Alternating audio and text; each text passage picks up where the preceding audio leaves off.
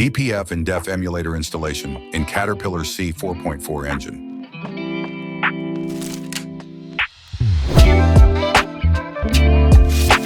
Locate the nitrogen oxide sensors and the ammonia sensor.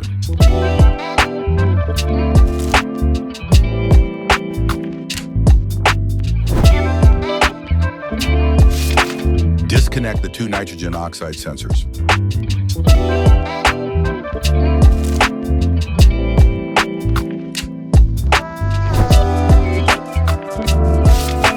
Disconnect the ammonia sensor.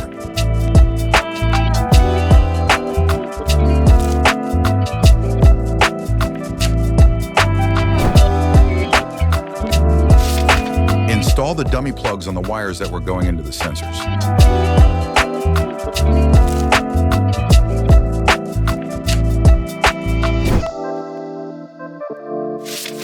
Locate and disconnect the ACM module.